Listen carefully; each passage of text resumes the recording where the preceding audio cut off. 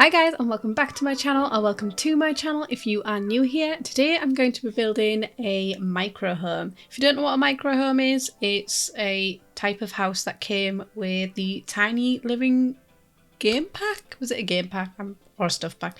I can't remember, but you can set your house as a micro house or a tiny house or a small house, and you get extra buffs and stuff, and things happen a lot quicker when you've got a smaller house. And you set it, if you don't know how to do this, in the top left you can see that little eye inside the house. If you click on that, you can change the lot type. And there's loads of different types of lots that you can do. You don't just have to do a house. So yeah, I've set this as a tiny house, which is 32 tiles, I believe. And I did use all 32 tiles because you really need it. It's really hard to fit everything in a tiny house. Especially because with this one, I wanted to have it gamer themed because it's my favourite sort of style to do. I don't know if you've seen a lot of my other videos, but the Kawaii Gamer Girl is definitely my style. I absolutely love it so much. It's really weird because a few months ago it wasn't, and then I started doing this style and now I absolutely love it and it's my favourite style to do. So I was like, let's do it as a micro home because it's a challenge. You have to fit absolutely everything inside this house for your sim to be able to live. And I think I've got everything in here and everything is usable. I have tested it. Other than the oven and the hob, I know it didn't used to work, the oven and the hob thing with it being the separate part, but you can just switch that out and just put a normal oven in instead of the separate pieces. So I'm going to ignore that one. I didn't test that one because I just forgot that it was the separate pieces and it didn't used to work. So ignore that. Other than that, I wanted to still have it so it looked divided up, but I still wanted it more as a studio house where it's all open other than the bathroom. So I broke it up by using these like tall wooden things and also using the sort of calyx style cubes. Also, I don't know why, but my voice has just started to go. It's been fine all day, but for some reason it's just decided to die on me. So I ended up doing a really tiny bathroom, and I do it on this little diagonal section. This means the sink is still usable, the toilet is usable, and the shower is still usable. The only way you can get the shower to be usable in something this small is if you have this shower from the university pack or the one from Snowy Escape, where it's not in a little cubicle thing. Because otherwise your sim can't get to the toilet, but because it's all open, your sim can just walk under it to get to the toilet area. Also, in my previous gamer girl setups, I've done full white furniture, but for this one I wanted to do more of a wood tone, but I kept it quite light and airy because I don't know why when I think gamer girl that's what I think. But I mean, gamer girls can do any colour. If you want to do dark, you want to do green, you want to do any colour. I just personally really like the lighter colours with the pops of pastel or colours in there, so that's why I went for that. And the bed section and the desk here is totally usable next to each other like this. I don't know if it's because I slightly put it into the wall or if it just works anyway, but I wanted to put it in the wall just to create more space because it is a very tight space. As well, I made sure the door section here, I think you can get in. Did I end up changing the door? I might have ended up changing the door. Did I? I can't remember if I changed the door. We'll see at the end. I built this a fair few days ago and I am forgetful. And to hide the back of the calyx cube things, because they have little hangers on because they're supposed to be hung on a wall, I use this like white thing which is from Get to Work, I think. But if you didn't have that and you want to hide the back of something, you can just use the painting canvas that is just blank. I don't know if you have to have debug on to be able to find the canvas that is blank, but you can just size them up and it hides the back of anything that you don't want to see. But just make sure you delete your walls first, otherwise things snap to it. That's also the same with placing the little cube shelves.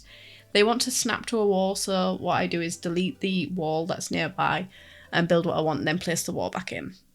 Also, this art is no CC. If you do not know, I do have a video on how to do it, but it's really, really simple. If you just go to the gallery and write no CC art, or I wrote Pokemon art and this came up. People, what they do is they bring CC into the game, they get their sim to paint that CC, and then they'll upload the painting, and you can upload paintings and it's not classed as CC. So there's some really awesome people that create amazing bits of artwork. I always use the Care Bear ones because they are super, super cute. I can't remember the name of the creator, but if you put in Care Bears art, it's like one of the only ones that come up. There's not many Care Bears art. So if you want to build something similar to this, I mainly use Dream Home Decorator, a bit of the high school kit and a bit of the pastel pop kit. There is a few other packs I've used in here, but they're like the majority that I've used. All of like the cubes, the shelves that are underneath the TV, the full kitchen is all Dream Home Decorator. I love that pack. It's like one of my favourites. Along with a high school pack. At the desk, that's also Dream Home Decorator.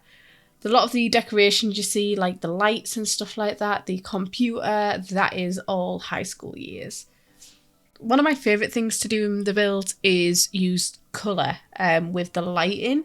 And if you didn't know, you can change the colour of lighting. You do normally have to do it in live mode. I do use a mod, so I can do it in build mode. But if you just shift click on a light, you can change the colour of the light as well as the intensity of the light.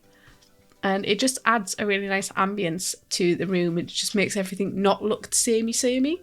So I love doing that, especially using these light strips across the top of the room, and it like highlights that full wall downwards, almost like a feature wall because it's creating a bit of different colour, but you still have the original colour underneath.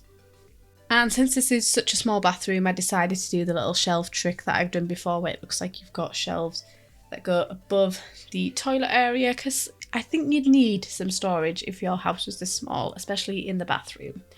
As well, that's why I ended up adding the shelves that are at the end of the bed, not just as a divider, but it would be great storage for somebody that lives in such a small space. And the cupboards that are underneath the TV, they are a wardrobe. So not only do they look like just a little cupboard that's under there, but they are a wardrobe, so you've got that so your sim can change clothing and everything. And obviously I had to go around and add lots and lots of toys.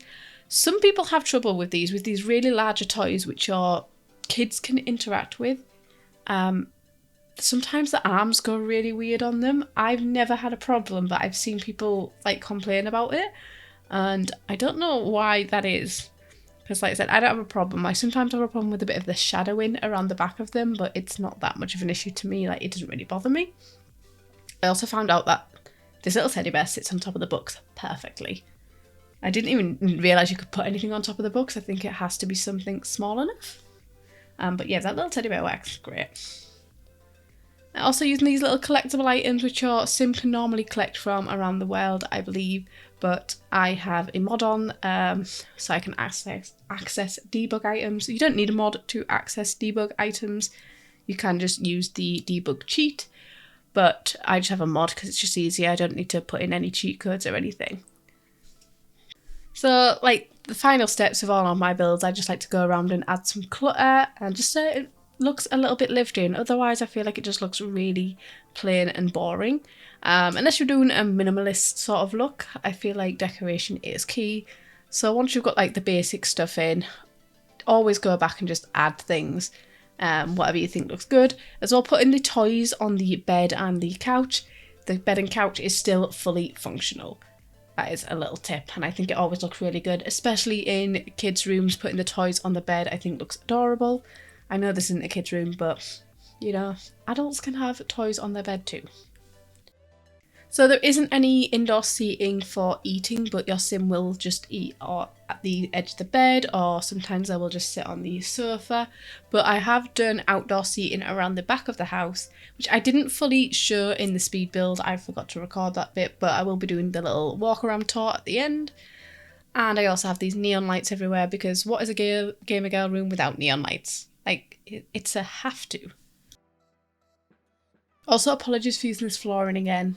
I use it all the time. It's from Eco Lifestyle. It is my favourite flooring, which is so weird to say because I used to hate this light laminate flooring, but now I'm in love. And the outside I made pretty modern. I wasn't sure what to do because I was just focusing about the inside, and I was like, I need to do something on the outside. So I added bits of colour with some plants growing around the edge, and I needed to hide that little bit that sticks out there. So I ended up putting some plants growing over that also. I put this vent on the outside of where the bathroom is because there is no window there. In real life, I'm just thinking that's going to get steamy and mouldy. We need to put in a vent. just for a bit of realism, you know. I'm also trying to add a little bit of shape to the house by adding some walls here and there, just to make it look a little bit more interesting, because it is very boxy otherwise. I also added a pool to this area, and like I said, some seating and a barbecue around the back, which I didn't show. I think I do show the pool, but not fully finished. I literally just draw the pool in and then it cuts there. And I'm just deciding here whether this is the best paint. I don't know if it was like too bland, but I ended up going for it anyway because I really like this sandy colour, and I think it works well in this world as well. Oh, I do show a bit of the seating. It might be the, like I put some trees and plants around that I didn't end up showing. I just add it in to make it look like it fits into the world a little bit better. Added a little pathway for your door. So I did change the door.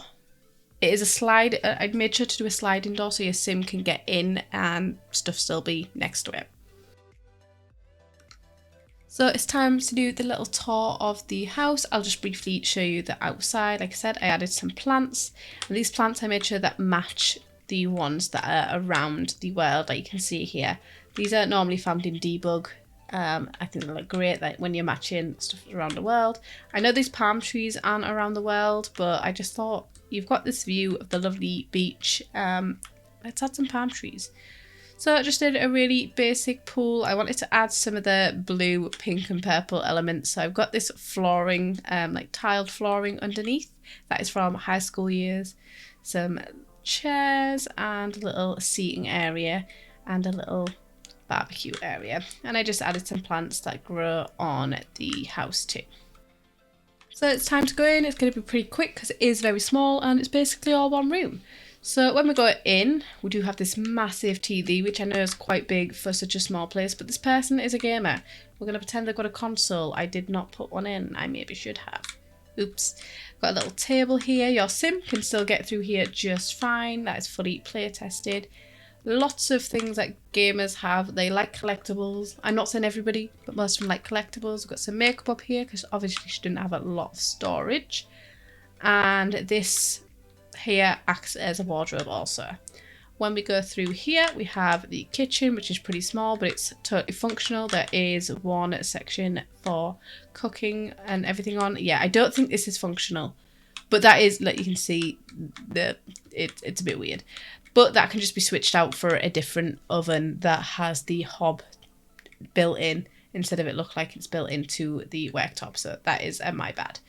I had to add this because I don't know why it just screams gamer. And then we've got the desk area and bed area, which I kept fairly simple. I didn't want to do any fancy desks because it's such a small space, but I wanted something that was a bit taller because I feel like when you're in such a small space, you have to work upwards with putting decorations. So that's why I use this desk that has the shelf on top here. And then we have the little bed area and some nice long curtains. Put some toys on the bed. And this is the little trick thing I did with, you can see I've added it to the back of these cubes to stop it looking weird. I also remembered to put a bin in because at first I didn't. And then we have the little tiny bathroom. I'm pretty sure everything in here is functional. I did test it before I put decorations in. But your sim can wash their hands, they can use the toilet, they can shower. This might be a little bit high, but we'll just ignore that, it's fine. So yeah. That is it for this tiny build. If you enjoyed it, please give it a thumbs up. And if you haven't already, please subscribe. And I will see you in my next video. Bye!